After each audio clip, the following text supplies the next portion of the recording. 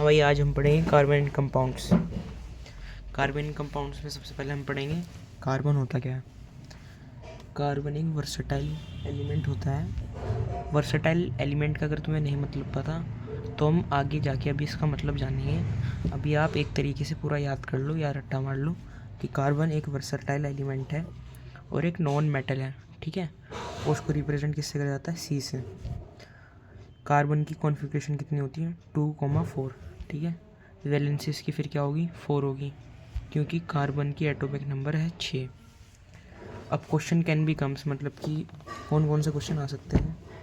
सबसे पहला क्वेश्चन होगा carbon, why carbon can't do और can't attend a noble gas configuration. ये क्यों नहीं कर पाता? ये हमेशा शेयर क्यों करता है?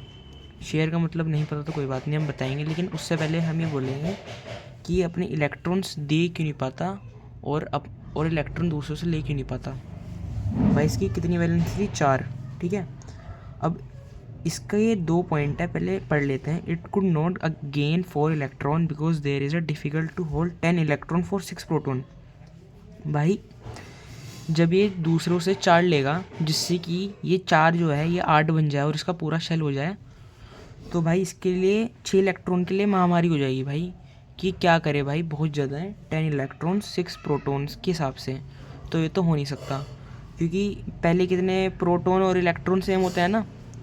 तो 4 + 2 होता है 6। 6 का मतलब क्या हुआ? 6 इस पे इलेक्ट्रॉन है और 6 इस पे प्रोटॉन है। अब 6 प्रोटॉन है और 6 प्रोटॉन और ये इलेक्ट्रॉन, ठीक है भाई। पहली कंडीशन ये थी जब इसने 4 इलेक्ट्रॉन गेन करे। अब इसने गेन कितने कर लिए? 10 इलेक्ट्रॉन।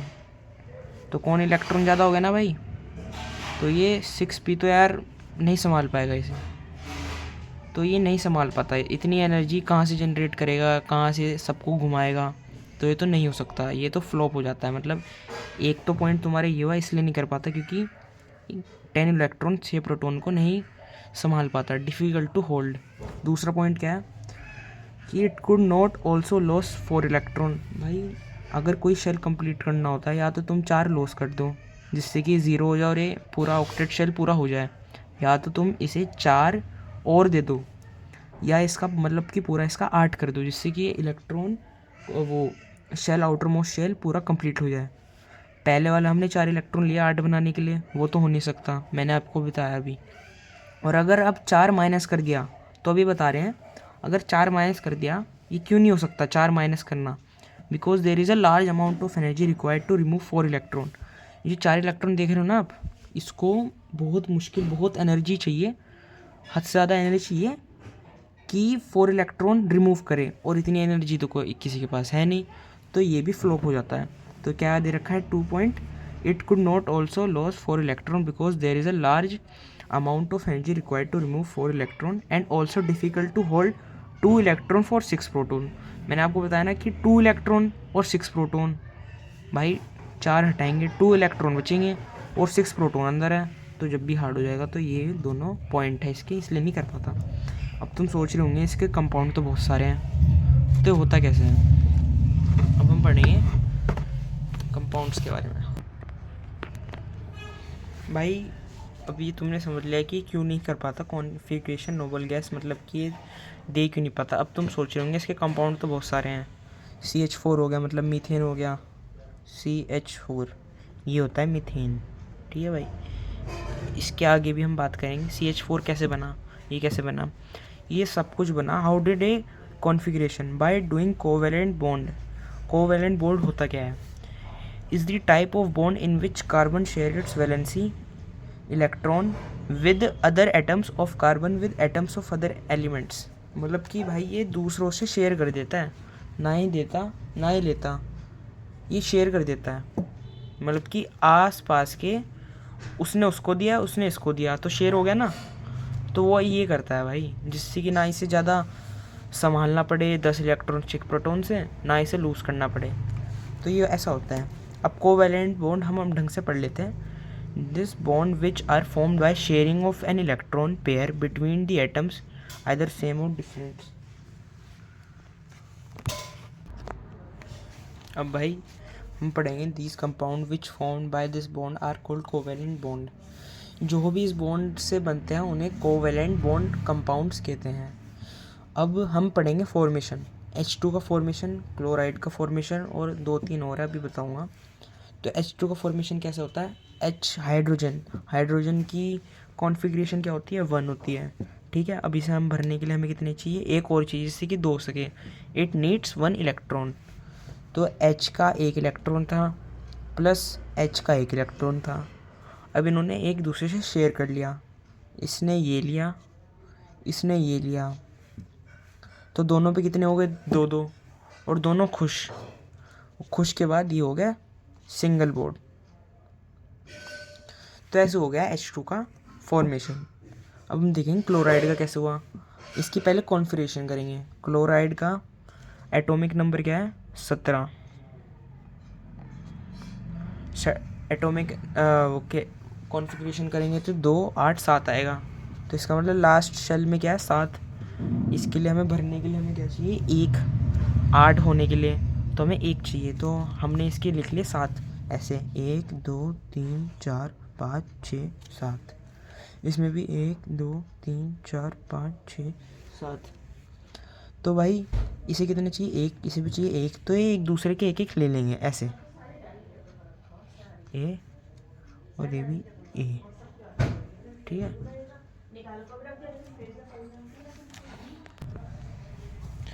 तो भाई क्लोराइड का ऐसे हो गया, इसने 1 लिया इसका, 1 लिया इसका, तो भाई दोनों के पास कितने हो गए लास्ट शेल में? 8-8 हो गए। तो ये भी खुश, और खुश के बाद इनका भी सिंगल बॉन्ड बना, ठीक है भाई। अब हम फॉर्मेशन देखेंगे मीथेन की, जो आके जाके अभी बहुत काम आएगा। मीथेन क्या होता है? CH4। Atomic number of carbon क्या है? 6, 2, 4। एटॉमिक नंबर ऑफ हाइड्रोजन की क्या है? 1। वैलेंसी इसकी हो जाएगी 2, इसकी हो जाएगी 1, ठीक है। ये इनका एटॉमिक नंबर दे रखा है, ठीक है भाई। अब हमें इसका मिलाना था। इसे कितने चाहिए? 2 इलेक्ट्रॉन इसे चाहिए, इसे हमें 4 इलेक्ट्रॉन चाहिए जिससे कि इसका पूरा ऑक्टेट हो सके, और इसे कितने चाहिए? 1 चाहिए, ठीक है भाई। तो ये इसने ऐसे हुआ, ये C के 1 2 3 4 लास्ट शेल में, ये हाइड्रोजन का 1, हाइड्रोजन का 1, हाइड्रोजन का 1, हाइड्रोजन का। तो C कार्बन ने तो अपने 4 के 4 इलेक्ट्रॉन ऐसे ले लिए, दूसरों से ले लिए, मतलब शेयर कर लिए, और इसने अपने बदले में क्या दिया? इसने हाइड्रोजन ने इसके इलेक्ट्रॉन ले लिए ऐसे, ठीक है भाई। अब सब खुश हो चुके हैं, सबके पास 2-2 इस वाले हाइड्रोजन के पास कितने हैं लास्ट शेल में? 2। इस वाले हाइड्रोजन के पास कितने हैं? 2। इस हाइड्रोजन के पास कितने हैं? 2। इस हाइड्रोजन के पास कितने हैं? 2। अब देखेंगे कार्बन के पास कितने हैं लास्ट शेल में? 1 2 3 4 5 6 7 8। भाई इसके भी 8 हो गए लास्ट शेल में, तो इसका मतलब ये भी खुश। तो ये दोनों कंपाउंड बन गए, और इन कंपाउंड को क्या बोलते हैं? Covalent compound. और इसमें एक सिंगल बॉन्ड आ रहा है ना, तो ये सिंगल बॉन्ड होगा ऐसे, इसको ऐसे भी लिखा जाता है, क्योंकि ऐसे बन रहे हैं ना, ये ऐसे ऐसे ऐसे, सिर्फ एक इलेक्ट्रॉन जा रहा है, कम वो हो रहा है, मतलब कि शेयर हो रहा है, तो इसमें सिंगल हुआ। अब मैं पढ़ाता हूँ आपको डबल बॉन्ड कैसे होता है। डबल बॉन्ड के लिए हमें पढ़ना पड़ेगा O2 की फॉर्मेशन, मतलब ऑक्सीजन की फॉर्मेशन। ऑक्सीजन की कॉन्फ़िगरेशन क्या होती है? 2,6। क्यों? क्योंकि ऑक्सीजन की एटॉमिक नंबर होती है 8। तो 8 के बाद K में कितने आते हैं? 2, L में आते हैं 8, लेकिन इसके कितने होते हैं? 8 ऑक्सीजन की एटॉमिक नंबर। तो पहले वाले में तो 2 गए, फिर कितने बचे इसके? 6, तो 6 आ गए। तो अभी इसकी वैलेंसी कितनी होगी? फिर इसकी वैलेंसी होगी 2। क्यों? क्योंकि 2 अगर इसमें और इलेक्ट्रॉन आ गए तो इसका आउटर मोस्ट शेल कंप्लीट हो जाएगा 8 के साथ, ठीक है भाई। तो हमने इसके लास्ट शेल के ऑक्सीजन के आउटर मोस्ट शेल के इलेक्ट्रॉन्स बनाए हमने, x x x x x x।